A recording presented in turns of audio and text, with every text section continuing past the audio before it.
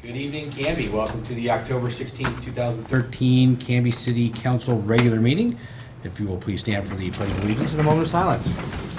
I pledge allegiance to the flag of the United States of America and to the republic for which it stands, one nation, under God, indivisible, with liberty and justice for all. Stay standing for a moment of silence, please.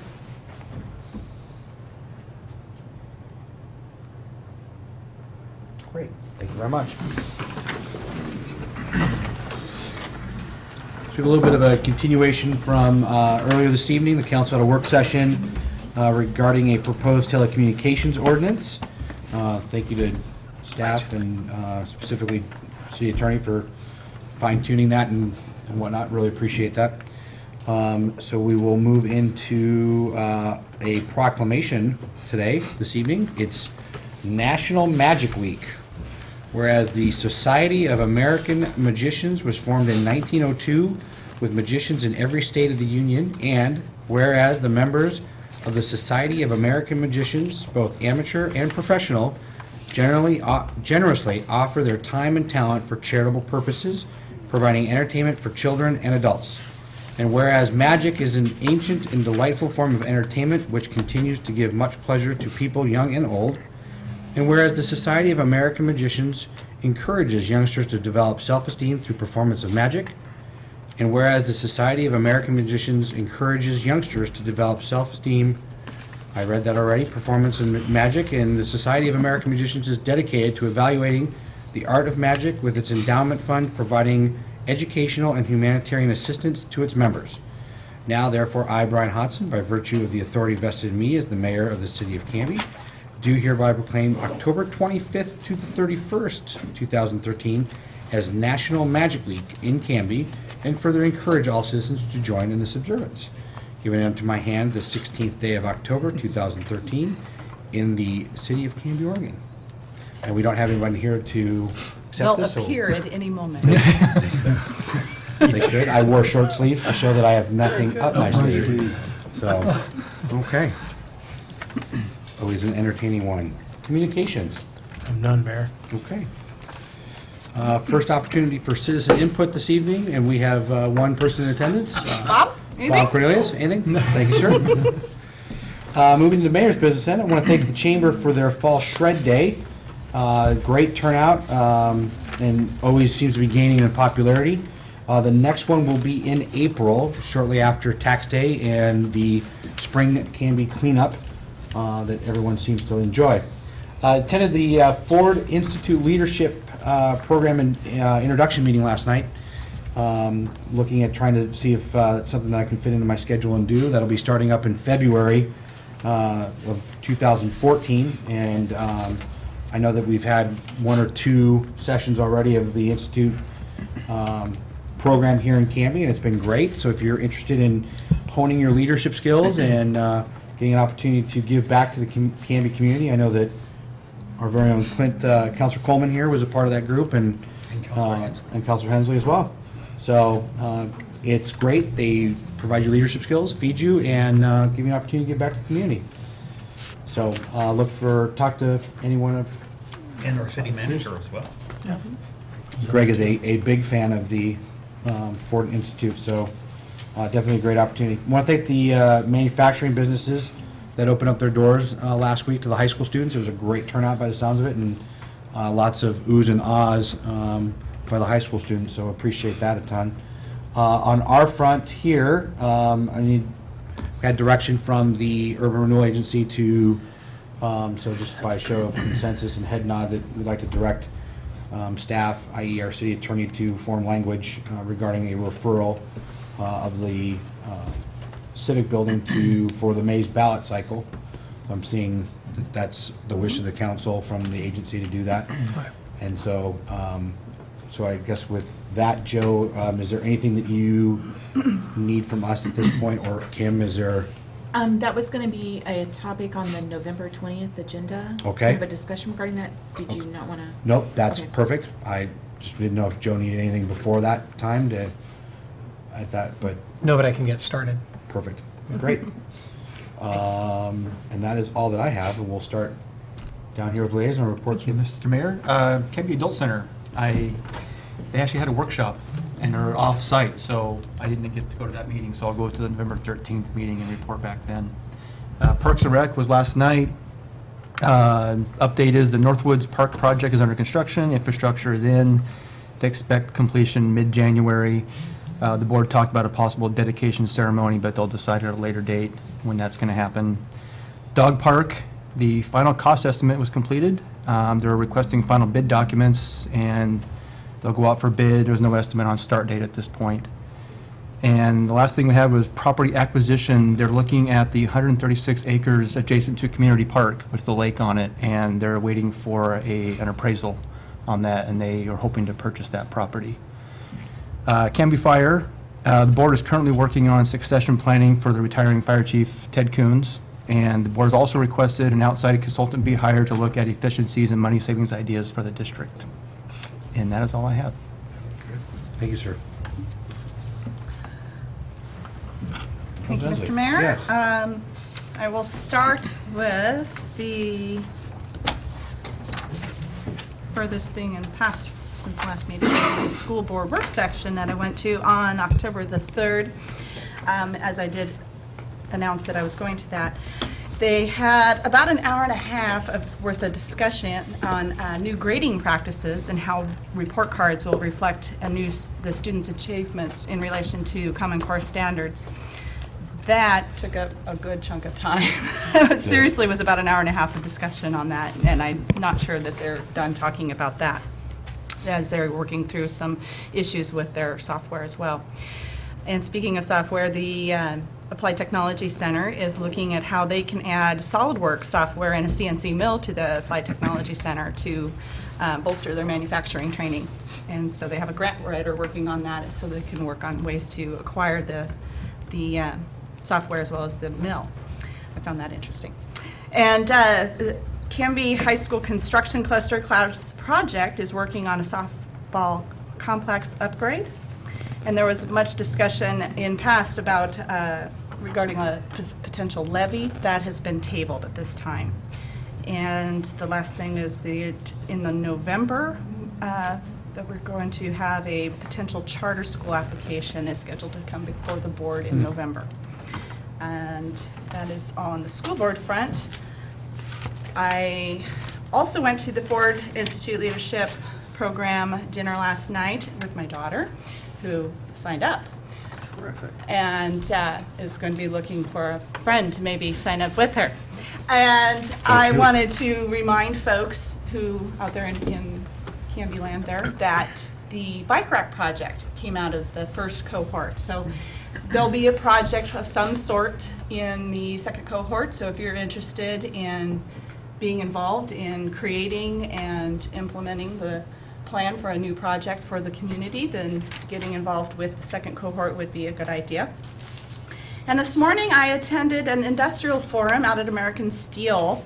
So I want to thank American Steel for hosting, and Bev at the Chamber, and Renata for putting it all together. It was an interesting talk. Kind of went back and revisited my past life a little bit, see how safety programs have changed in the last decade, because that was the topic of discussion, as I was the chair of the safety committee in my previous employer at the machine shop that I worked at. So I got to go be around a dirty metal shop again. It was kind of fun. It was very interesting. Yeah, I know. But it was a great visit, a good tour. They have a wonderful facility over there, and I was impressed with the turnout. It was a really good forum this morning. And that is all I have at this time, Mr. Mayor. Thank you. Councilor Coleman. Well, thank you, Mr. Mayor. This past week, I attended the library. I'm the liaison of the library and attended their meeting, and want to thank the mayor and the councilors for attending and your participation. Very pleased that we are working together as a team, because I think if we, as long as we continue to work together, I think we can both get what we want, or all get what we want, I should say. So I was very encouraged by that. This past Friday, I attended the traffic safety, and we kind of celebrated our first accomplishment, which was a no parking zone on Cedar Street. And so that there's quite a few steps that had to take place for that to happen. So that was an education in itself. Also, I was too at the Industrial Forum this morning with Tracy, and one of the things they did there was really good. They had about an hour's talk by a company called Vigilant on creating a culture of safety and leadership in the workplace. And there's probably about 16 people there, would you say? There were 16 left that went on the tour, so. Oh, okay. Yeah, because And they you- divided us up into the two groups.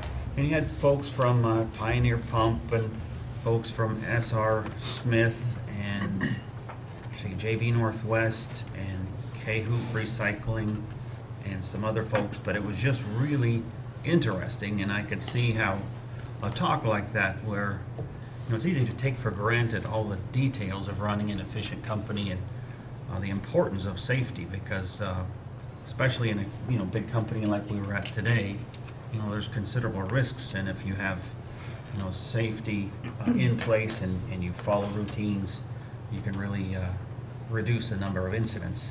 But I dug a little deeper, and I wanted to share with you a little bit about American Steel. It was really quite interesting to me. At this plant, they employ approximately 50 people. And correct me if I'm wrong, aren't they? They're open 24 hours. They are. They Yeah. run 3 shifts there. 3 shifts. And the thing I found interesting was about 50% of their materials come to them by rail. And then, it gets trucked up and down the West Coast mostly. Very fortunate to have them in Canby, in our community. We did a little digging, and American Steel is actually, their parent company is Reliance Steel and Aluminum. They were founded in 1939 in Los Angeles, California, and began as a fabricator of steel reinforcing bar. In subsequent years, the company developed into a full-time distributor of steel and aluminum. And actually, in 1994, they went from a private company to a publicly traded company. They currently are a network that has 290 locations in 39 states and 10 countries, and they're the largest metals service center company in North America. So very impressive.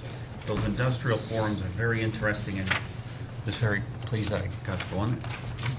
Thank you both for going. Yeah, but actually, one more note I wanted to make, and I forgot to, was I went to one of these industrial forums when they first began last year, and there was, I think, 6 folks there from 4 companies. And I was just really impressed with how the program has grown. So thanks to Bev and to Renata for cultivating this program. There was, I think Bev said 8 businesses represented and roughly 20 folks that came this morning. So it's great. growing. It's good. I think this is the second or third year I think that they've been doing that, so it is definitely growing, so great, thank you guys. Mr. Mayor, Canby Utility Board's last meeting was the night of our joint library board, and you are a workshop, so I have no liaison report tonight. And I'll hand it off. I think that's the first meeting That you've is- ever met. That's a first, I have no report. Well, with the cup. Well, let's see. We'll start with the Historic Review Board. Their next meeting will be at 5:30 on November 4th at the Development Services Building. This has really exceeded everyone's expectations. That in the first year, this group has gotten so excited about taking a look at the history of Canby, putting together information, developing a coalition with the Canby Herald, their archives, the library, and in fact, taking a look at the minutes of Canby City Council itself. And the first project is going to be a series of plaques around the city on historic buildings. And I think that will allow people to take a look at what is now and be able to see what's in the past. So very excited about that. Still an opportunity for others who are interested in getting involved with that. The Bike Ped Committee is continuing its conversations. It'll have its next meeting coming up actually on the 29th of this month. And we're going to be continuing our discussions about having bike tours, some small bike tours that where we can invite groups in from other parts of the metro area as a way of building the economy. That We aren't big enough to have Cycle Oregon, but we could have a number of other cycle events that start, stop, or go through here. And then finally, my third report on Canby Main Street. I'm probably more excited about this than I should be, but the Canby Main Street Spooktacular is coming up, and it's going to be even cooler than last year. Parade starts downtown at 4:30, and this year there's going to be a parade led by Mary Poppins and Bert from the Mary Poppins movie, special guest stars to be fulfilling that role. We're having, as usual, the Parsons costume contest for kids and adults. And I believe new this year is out at the fairgrounds, where there's going to be an event down there. It is going to be a kind of a walk through, a journey through Oz at the fairgrounds. Across the street here at Place to Be, they're going to have a Halloween party for teenagers, and then the best I saved for last is the Halloween zombie party at Waite Park. So I just think this is going to be the best night ever, and it's very unfortunate that I'm unsupervised that night. My wife has a business meeting in Ashland, so I'll be counting on my colleagues here to ensure proper behavior that night. Yeah, unsupervised. Excellent. Thank you, sir. She should leave supervision for you when she leaves. After that exciting report, being the liaison to the Planning Commission, it was my privilege and honor to be able to witness the newest addition to the Planning Commission. John Serlette took his place on the board, and he looks like he's all ready to go and very excited about it, and I think he seems to be very qualified and going to bring a lot addition to that meeting. They had only one item on their agenda, and this was brought by Brian Brown, the planning director, and he reviewed and discussed the Draft Street mobile vendor ordinance, which is something that may eventually get to this august body, and dealing with food trucks and sidewalk vendors. I don't remember seeing any around town in the time I've been here, but he says this is really becoming a big trend in a lot of cities because of our unemployment in the country, and so people are trying to do startup businesses, and Portland seems to be one of the major leading cities, and I can sure attest to that. When I went down a couple of months ago, and I mean the streets were just everywhere, the vendors were, and so you got your brick and mortar, and you got your vendors right in the same vicinity, and sometimes they're competing and other times they're bringing totally different items to the public there, and but this was very interesting, and they're trying to develop the code, so we'll be ready if in the event it would come to Canby. So that's Great. my report. Thank you, sir. All right. Moving on to the consent agenda. Mr. Mayor, I move for passage of the consent agenda, which includes the approval of minutes of the October 2nd, 2013 City Council work session and regular meeting. Great. Thank you, sir. A second. Thank you, Councilor Hensley. It has been moved by Councilor Dale and seconded by Councilor Hensley to approve the consent agenda, which include the approval of the minutes of the October 2nd, 2013 City Council work session and regular meeting. All those in favor? Aye. All those opposed? Passes 6-0. Perfect. Next up on our agenda is a public hearing this evening. Let's see, the public hearing on the secondhand dealer application and annual permit fees. So I will read our public hearing format this evening. The matter presently before the hearing body requires a public hearing. All interested persons in attendance shall be heard on the matter. If you wish to testify on this matter, please fill out a yellow comment card and give it to the city recorder. Kim there on the end. At the appropriate time, please step forward to the microphone, state your name and interest in the matter. Those people that are interested in testifying as either proponents or opponents, please indicate your desire to speak by raising your hand at this time. Seeing none. For longer presentations, proponents and opponents may buy time from one another. In so doing, those either in favor or opposed may allocate their time to a spokesperson who will represent the entire group. All questions must be directed through the mayor. Any evidence to be considered must be submitted to the hearing body for public access. And all written testimony received both for and against shall be summarized by staff and presented briefly to the hearing body during the staff report. Public hearing will be conducted as follows. We will get a staff report. Questions, if any, by the hearing body or other staff members. We will open the public hearing for testimony. We will hear from the proponents, the opponents. We will close the public testimony.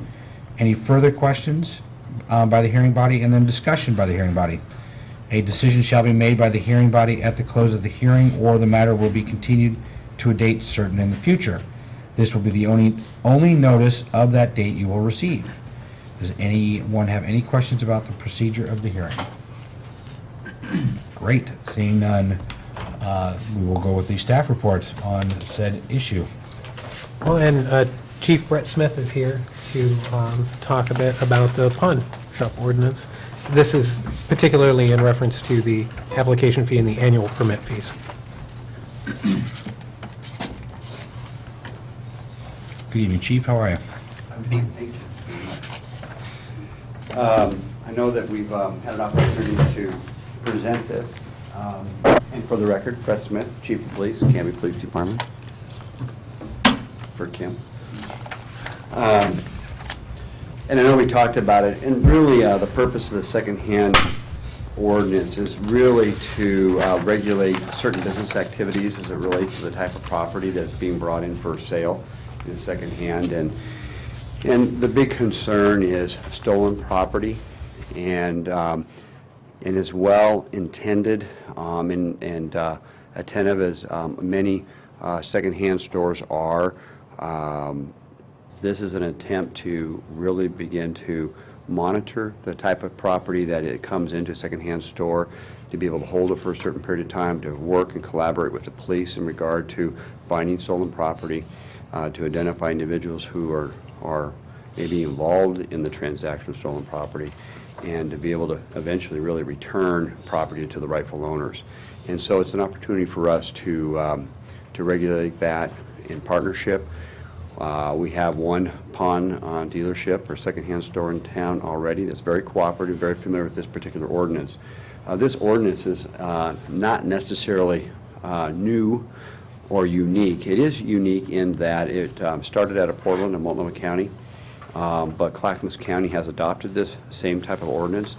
The big difference is that we have passed this ordinance here in town so that the Canby Police Department, the city of Canby, would have an opportunity to work directly with those businesses that we serve.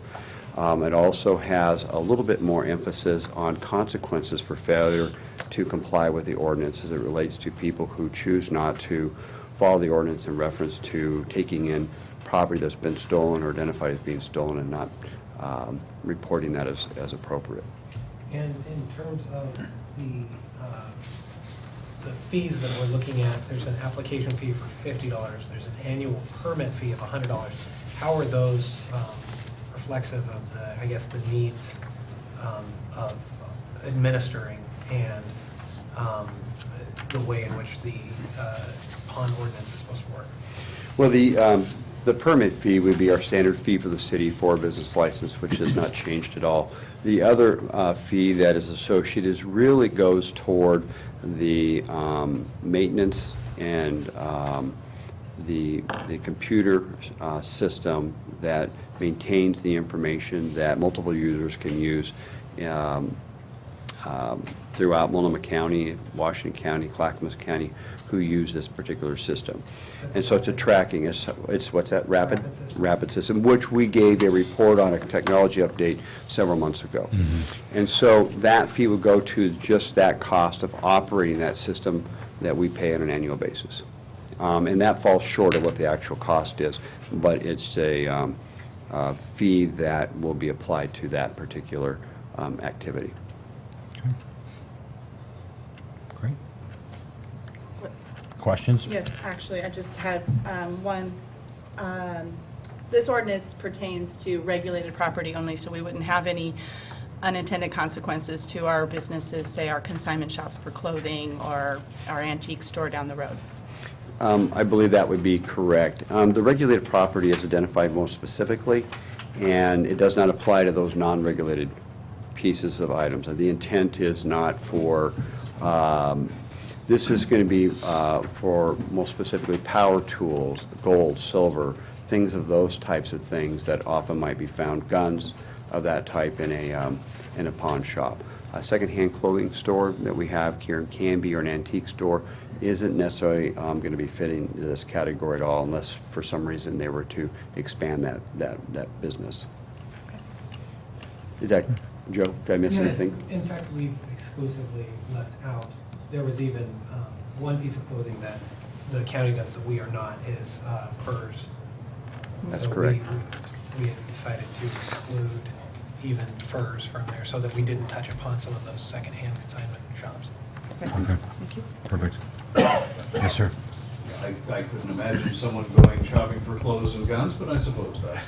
It's There been known to there happen. could be a guns and clothes place.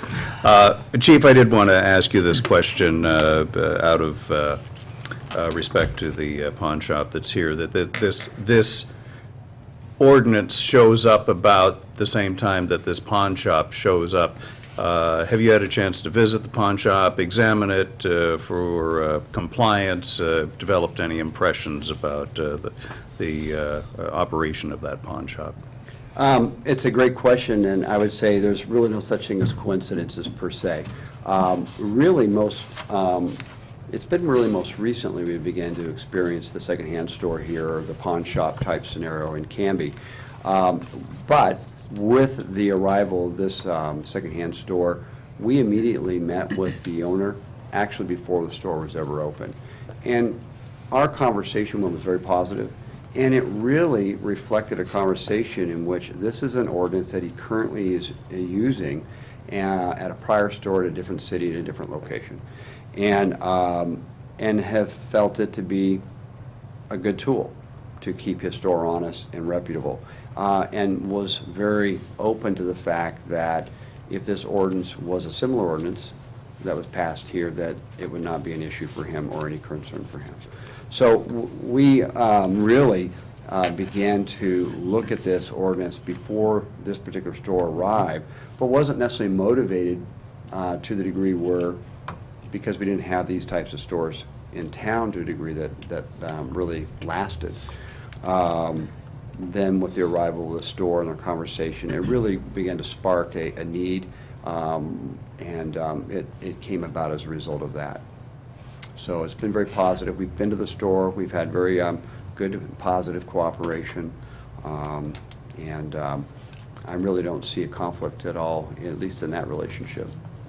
Yeah, I visited a couple of times, and my most recent time, a fellow brought in a rather expensive bicycle, and the owner went through quite a questioning about him.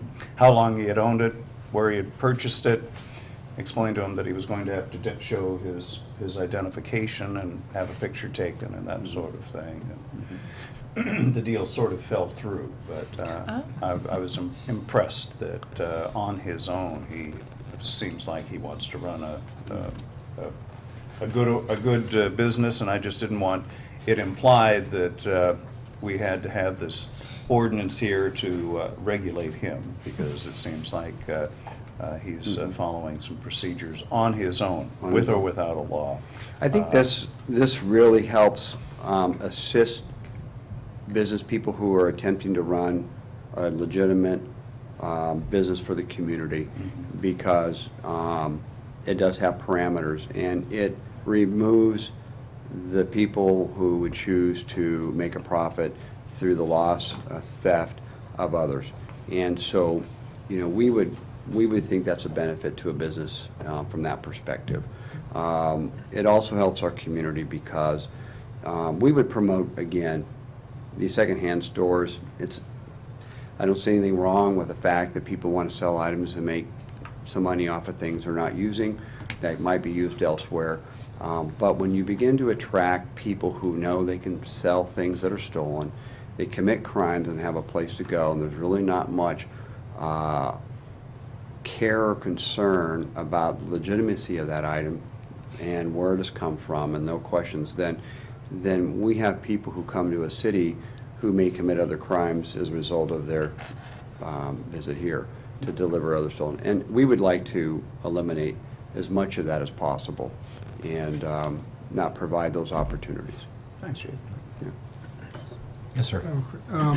If a citizen has an item that's stolen and he has serial numbers on that, and he reports that to the police in any community that's connected on this computer, that is entered into the database that can be accessed from different communities to see if, you know, if somebody does have that item.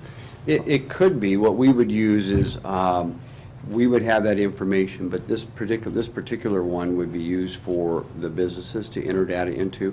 But we can check that system to see if that items were to show up with that same information, determine if it's been sold, and not just here in Canby, but all over the state who's using this particular region or rapid system, and or up into Washington State and areas up there as well. I think there's some cities up there. So if somebody did have it stolen and they went to the secondhand store, could they look in their database to see if they have it, or somebody else has it, or? Their database would not be open to be looked at by a person coming into the store. No, but I mean, the individual that runs the business? would Yes, they yes, be able to they could. verify if it's available? They have a way to check, and then they can work with us. But Okay. if they have, if we have that information, for example, and we've entered the information and they're entering it, we would soon receive a hit on an item that possibly was stolen there.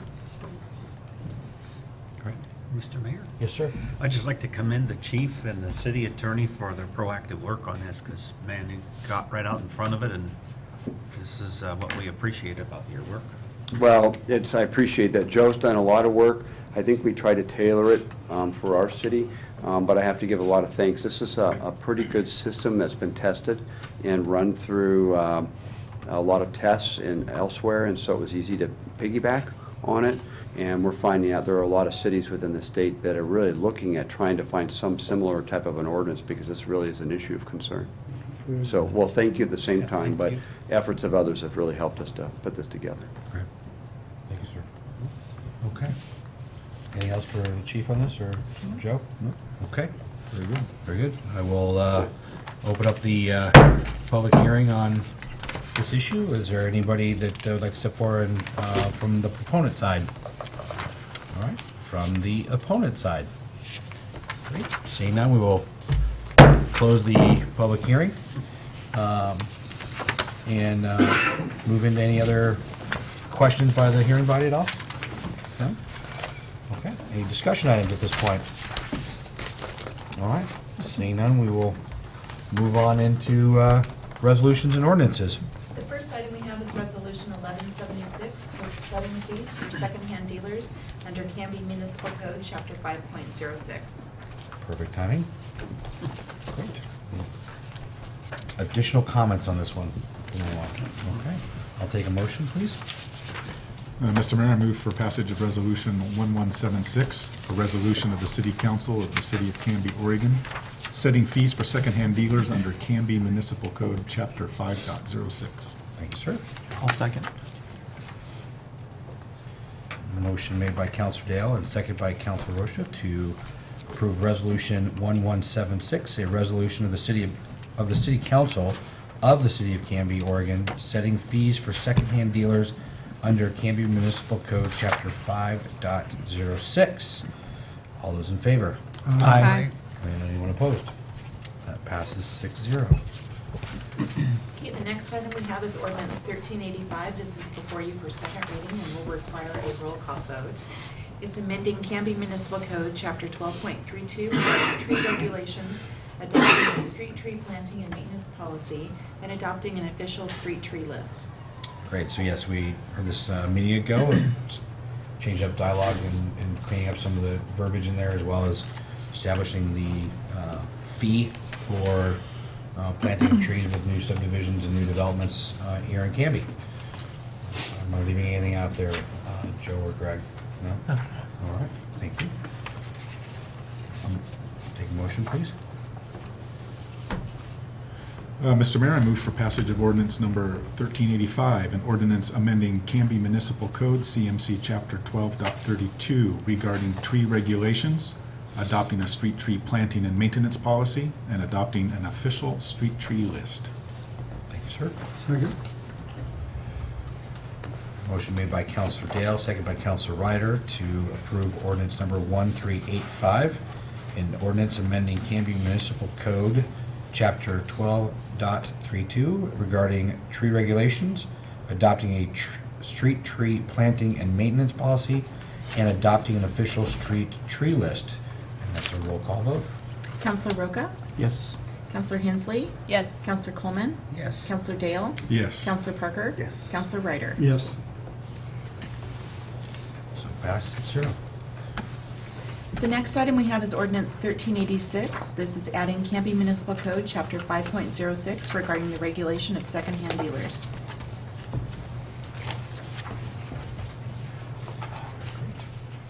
Again, what we've heard this evening.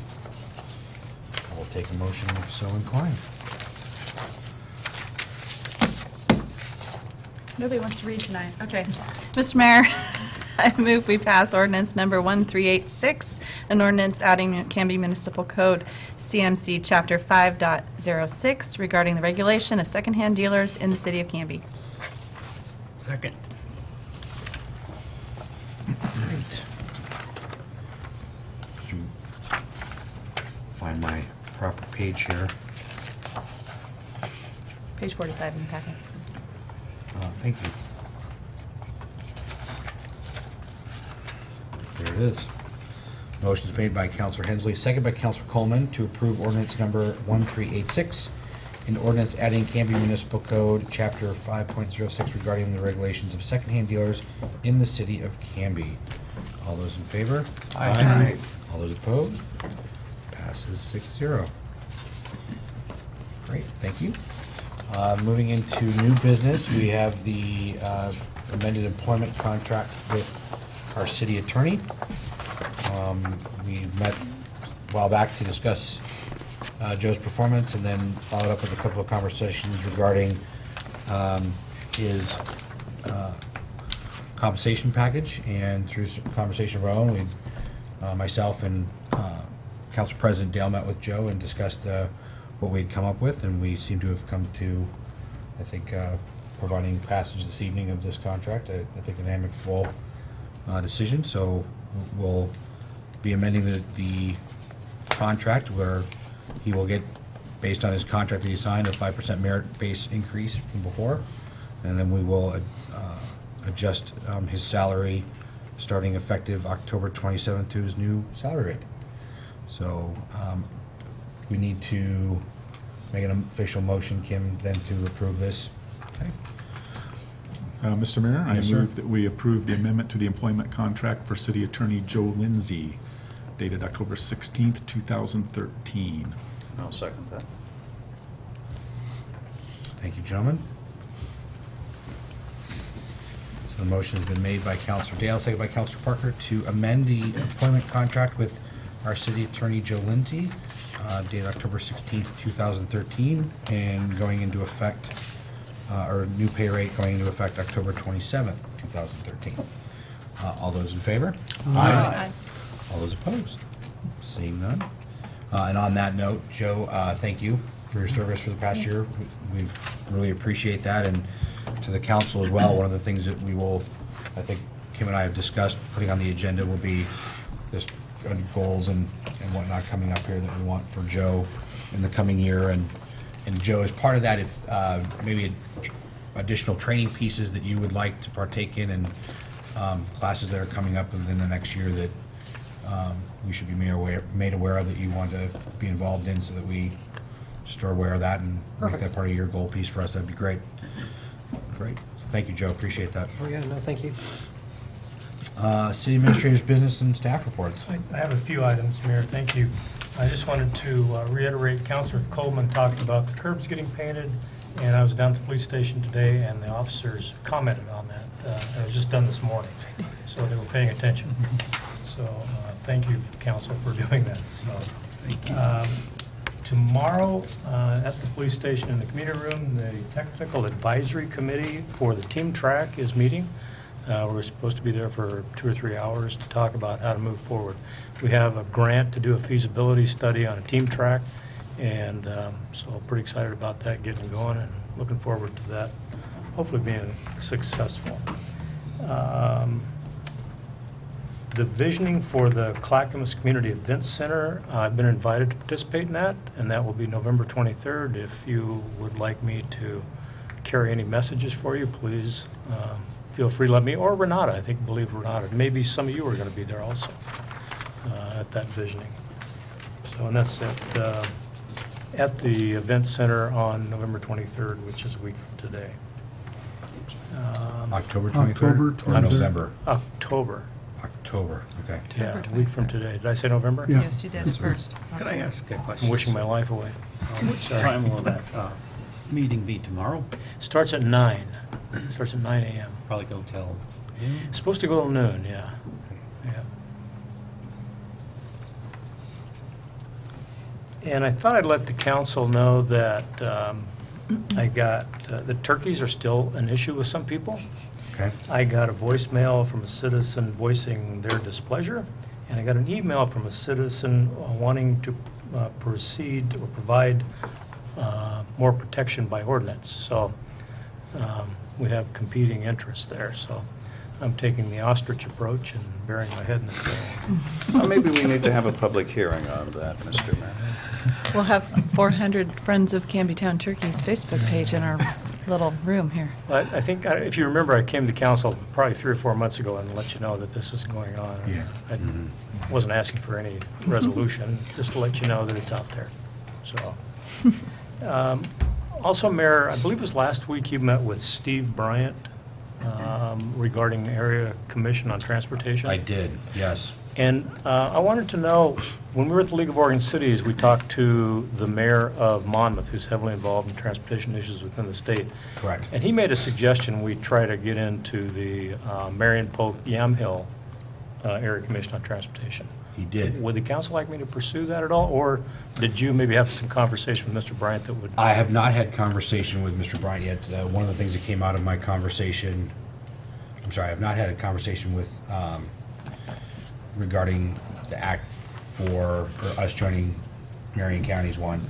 The conversation that came out with Steve Brandt was that they're really looking at all of the acts right now and how there are a number of underserved or not served areas at all. And so in rural Clackamas County is one of them, actually rural Washington County is another.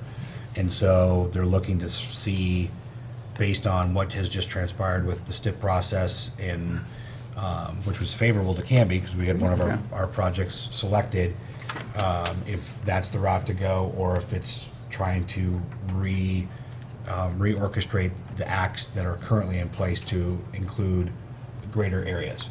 Yeah. So it sounds like something that they're going to be, that they want to look at and try to incorporate those rural communities that are not part of acts right now. So, so it's kind of one of those, it sounds like they've got a couple more meetings coming up. I've asked him to interview Matilda because she was so involved with the STIP process for us, and she might have some opinions on how that process went. I mean, I thought it went great because we had 3 projects that ended up on the list and one of them that actually was selected. So, but my conversation with the members of the STIP process for our part of the, for Clackamas County, was that they really thought that that process went well, and they liked it. We did a video, and I think they're going to make that a requirement going forward from all the other areas, just so that they have a better visual of what's being discussed. Setting the bar. So back to Yeah. your original comment, I have not yet had that conversation. I'm not opposed to starting that conversation. I think Canby is in a position where we need to be part of an act somewhere. And so I think it's worth the dialogue. I think we are part of JPAC, but we don't we're- don't necessarily represent us so well. That's- No, we're Right. on the outer fringe of JPAC. Right. So, Okay. Well, at least I can talk to the Marion Pope Yamhill, if that's okay, just to see what the possibilities are. Maybe, I appreciate that. Thank you. heck no, but, at least I can talk to them. So, Right. all right, I'll do that. Kind of seeing that's an I appropriate think that's a step. great idea. Okay.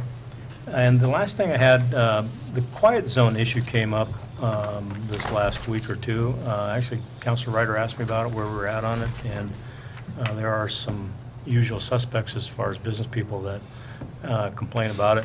So I talked to Matilda, and she's actually done a lot of work on finding out what we need to do, what we can do. And some of you remember that there was the four-arm type thing where you had to put four arms that went completely across. You had to make a chicane almost in your on your sidewalks. But there are ways to do it, and that's very expensive. That's like a $400,000+ per crossing. But there are other ways to do that, and one of those ways is to have a barrier in the middle of the road so you can't get around the cross arms. And so, but the process is you have drawings of that, and you present those to not the railroad, but a regulatory agency, federal regulatory agency that controls as much as possible the railroad, and they get to make the final decision on things like that. So what I want to do is basically get probably Kurt McLeod to at least give me some schematics on what those look like, and then we can get the railroad in the room, ODOT Rail in the room, the regulatory agency for the railroad, and the city to kind of see what the possibilities are. And when you put the blocks in the middle of the road so you can't go around them, those are very, very inexpensive. They're nothing close to the 400,000. I know it's been on the urban renewal project list Right. for a little while now. And Yeah. So, There's a few bucks, and I'll probably spend a few dollars with Kurt McLeod to get me some drawings so we can sit down and at least start talking about it. And the problem is the railroad's distance from the nearest cross street, and they like to have 100 feet. Well, on Ivy, the railroad to First is less than 100 feet, but they can still grant that, but you have to get that regulatory agency from the federal government to set down, and they can say yes to that. If you go down to Pine Street, think how close, well, no, Redwood specifically, Pine also, but Redwood is like 20 feet. You're one car length from the railroad to the intersection, so that one, if you're going to do that, would take the cross arms. But on Ivy, Grant, and Elm, I think you're far enough away. So anyway, I just want to let you know that. Has Maybe the time. questioning been about the one on Redwood, or it just seems to be the downtown folks? The one on what? The one on Redwood, or Pine? Yeah, I've gotten emails and letters from So there is an people- interest to do that one as well? Yeah, there is. Okay. And it's been quite a while. I haven't gotten a lot. I've gotten maybe 2 or 3 from down in that area. And it was of the flavor that, hey, we've moved in and realize there's a railroad now. Can you do something about it? So, How do you not notice? But okay. I'm just letting you know. well, my question in terms of dollars spent, Yeah. in terms of conversation with Kurt McLeod, is that on us as the city, or is that more the urban renewal agency? Is that, since that's, It'd be urban renewal. And we've got that budgeted. Yeah. I know, so, okay. Yes. Urban renewal. So, okay, so that'll be something that will be coming to the agency probably Yeah. soon, okay. Yeah. Okay. Well, yeah, so I won't be there, but I'll ask Amanda to bring that up and let you know that that's going to be going forth. And You bet. we can get a price. It shouldn't be too expensive, but that would be part of what's budgeted. I think we've got 65 or something like that in the budget. Yeah, I think that's what it is. So, anyway. I think it's a worthwhile thing to bring before the community and say, what do you think? And there are certainly some people who have really wanted this. There may be some real good reasons not to do it. So I think a public hearing on this would be appropriate. So, to find out more about it. Thank you. That's all I have, Mayor. Thank you. Thank you. Thank you, sir. Mr. Mayor, if I could comment on something that Greg said. Clint, did you express an interest in going to the team track meeting tomorrow? Yeah, I want to. I just have a conflict, so I'm hoping that I'll be able to go to future ones. All I'd right. certainly like to be a part of it. It would be nice to get council representation at that. That has the potential of really being a legacy project for this council. Some of you went to American Steel and saw the train track pulling right into their facility. Imagine that, but being available to every business in Canby or the region. So that's a significant opportunity that is out there for us. So I appreciate that staff is continuing to work on that, and that we have actually a grant to do the feasibility study. When I talked with the city of Washington, Missouri, who put in a team track, and I said, could you send us a copy of your feasibility study? This was after they had put in the track. They said, no, we didn't do one, but we wished we had. So, you know, let's give ourselves credit for at least having the horse in front of the cart on this one. Great. That would be a big piece for Canby, because at the League of Oregon Cities Conference, talked with members from the railroad, and they were aware that this was something that we were looking at doing, and they seemed very much in support of trying to see what that would look like and what that would do for this part of, for this area. So that'd be a good thing. That reminds me, just to let you know, Public Works, I think Jerry Nilzine in particular, submitted a beautification easement to Union Pacific, so they could maybe do some work along the railroad. And we were granted that easement, and it only cost us $250 to get the easement to go in and beautify their property, so. Only cost us $200. Cost us $250 to clean up their property. That was also a Wow. conversation I had with him there as well. So did I. And so. You mean at the League of Oregon Cities? Yes, sir. Yeah. I asked him to forego that, and he sent me an email, Mr. Brock Nelson, and said, hi, Brock. He said, you're getting rock bottom now. Wow. Yeah. Anyway. So, well, at least we can, because that was a big piece, you know, that oftentimes the railroad area is not very well kept. And, $250 plus Seems our like staff we need to time go to into clean it up. So I'm glad that we Something can, wrong with that. Yeah. Well, glad that we that's, can help them maintain in their rights of way. For only $250, I mean, Hey, that's such that a... is, that's progress. Let's No, admit this no. is progress. That's better than 3 no. years ago, when we That is true. talked It to was them, no. we said, look, your area is kind of cruddy through town. We'd like you to clean it up, or if not, we're going to figure out a volunteer cleanup or something. And they said, no, we're not going to clean it up, and no, you can't do it either. That is exactly right. So now it's yes, but 250. So at moving in the right least direction. it's moving in the right direction. well, and that's to Councilor Parker's point, the relationship with the railroad has been, I think in many counties or cities, tenuous at best. And I think with what projects we have done and the fencing along the railroad, our improvement along First Avenue has definitely opened the doors for dialogue, at least to get us to this point, so that we can do some things. So as we we can look at moving towards pay to clean up. beautifying 99E and cleaning that up a little bit. So The railroad has to be a part of it. so we've worn them down. Yes, we did. I'll wear them down Hey, no to to 250 and armed staff Yeah, time. It is good progress. Okay. I'm gonna hang on. Hey, that works for me. Second opportunity for any other citizen input at this time. All right, No? seeing none, we will go to action review. You've adopted Resolution 1176, Ordinance 1385. You've approved Ordinance 1365 to come up for second reading on November 6th. I think that may have been a typo. Excuse me, 1386 to come up for second reading. And you've approved the amendment to the employment contract with the city attorney. Great. Thank you, Kim. And there's no exec session this evening, Joe. There's none. Perfect. I will take a motion to adjourn then. So moved.